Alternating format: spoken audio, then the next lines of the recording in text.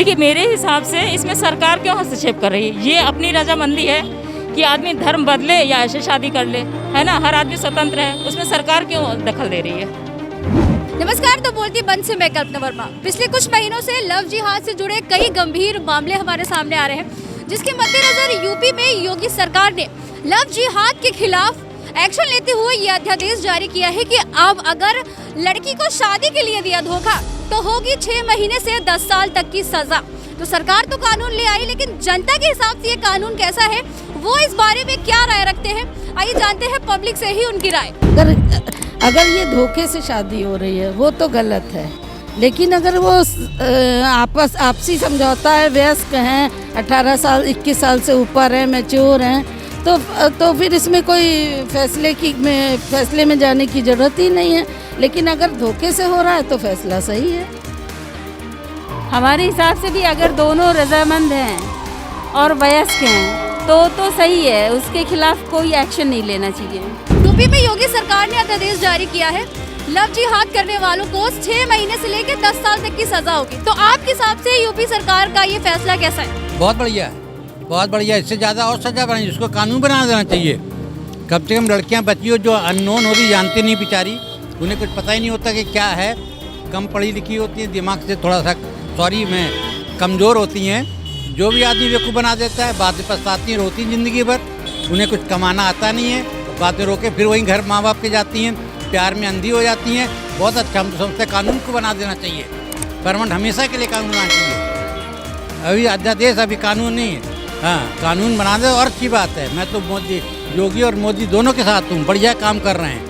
Love जिहाद करने वालों को योगी सरकार सजा देगी, ये फैसला आपके हिसाब से कैसा है? हमारे हिसाब से बिल्कुल सही फैसला है ये। एक्चुअली इसमें पहले ये होता था, किसी शादी को लेकर लोग धर्म परिवर्तन कर लेते थे, उसके बाद उसके साथ कुछ भी हादसा होता है, मतलब क्या शादी के बाद उत्पीड़न होता है या छोड़ देते हैं लड़की को, तो ये बहुत ही गलत होता था। फिर वो लड़की कहीं की भी नहीं रहती थी, उसके एक्चुअली उसको मायके भी जगह नहीं मिलती थी और ससुराल की जगह मिलती ही नहीं थी।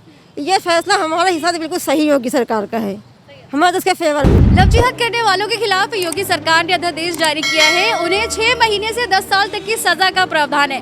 तो आपके हिसाब से योगी सरकार का ये फैसला कैसा है? बहुत गलत है।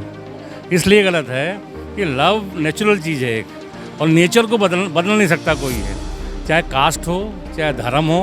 इसलिए कि धर्म, हम जब प्यार करते हैं तो इन्हें देखते हैं मुसलमान है कि हिंदू है, तो इसलिए इसमें इस तरह की बातें आनी नहीं चाहिए। और अगर ये कर रहे हैं तो गलत कर रहे हैं, ये द्वेष भावना से कर रहे हैं। ऐसा है कि अगर धोखे से धर्म परिवर्तन किया गया तब देखिए ये तो गलत है। आप किसी को गुमराह करें कि साहब मैं हिंदू हूँ, फिर बाद में आप मुसलमान निकल जाए, ये सब नहीं करना चाहिए, तो फ्रॉड है फिर तो। लेकिन अगर कोई जान के कर रहा है, तो लड़की मुसलमान है, हम हिंदू हैं और लव कर रहे हैं और शादी कर रहे हैं, तो ये बट नेचुरल चीज़ है, नेचर है, इसको बदलने का अधिकार किसी को नहीं है।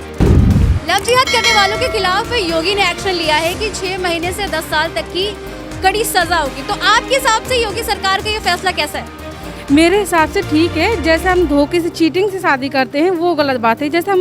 जैसे दोनों की मर्जी है वो ठीक है, लेकिन अगर हम धोखे से बिना बताए शादी करते हैं तो वो गलत बात है।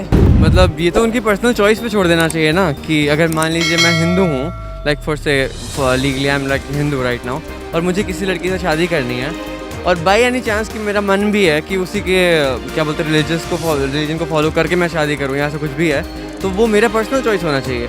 सरकार का उसमें क्या है? मतलब मैं कोई देश के खिलाफ काम करूँ तो समझ में आता है, स्टेट के खिलाफ, कंट्री के खिलाफ, या ऐसा कुछ भी हो, या एंटी नेशनल समथिंग हो। एंड रिलीजन इज, मतलब ये खुद के सेल्फ कॉन्शियसनेस का होता है कि मुझे कोई चीज़ पर्टिकुलरली फॉलो करनी है या नहीं करनी है। So this should be personal choice, no, it should be left to the people. अगर लड़की ऐसा करे तो सेम, मतलब लड़के में क्या डिफरेंस है? इंसान है ना, तो इंसान की खुद की चॉइस पे उसको छोड़ देना चाहिए कुछ पर। मतलब इसमें भी अगर सरकार बोलेगी तब तो फिर दिक्कत है। काफ़ी महीनों से कई सारे ऐसे मामले सामने आ रहे हैं। सबने निकिता तोमर वाला केस सुना होगा कि उसको गोली मार दी शादी के लिए, उसको प्रेशराइज कर रहा था। तो इस वजह से सरकार ये कानून लाई है। अगर आप मर्जी से करना चाहते हैं तो आपको 2 महीने पहले डीएम को एफिडेविट देना होगा। अगर लड़की के साथ या लड़के के साथ किसी तरह का प्रेशर किया जा रहा तब ये फैसला है।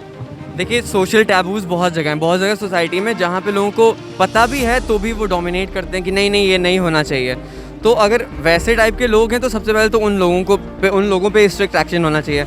दूसरा है कि वही पर्सनल चॉइस की जहाँ बात आती है कि मैं कहीं पे भी हूँ, be it Lucknow, be it India, be it America, anywhere in the world, ये एक ऐसी चीज़ है जिसके लिए इंसान को खुद पे छोड़ देना चाहिए कि आपको जो मना है वो आप वो करिए। लव जिहाद करने वालों के खिलाफ यूपी में योगी सरकार ने जो अध्यादेश जारी किया है उस पर जनता की क्या थी राय, वो तो हमने आप तक पहुंचा दी। अब आपकी क्या है राय इस बारे में, ये हमें कमेंट सेक्शन में जरूर बताएं। देखते रहिए द बोलती बन, क्योंकि अब हर मुद्दे पर देश बोलेगा। वीडियो पसंद आई हो तो लाइक, शेयर, सब्सक्राइब करना बिल्कुल ना भूलें।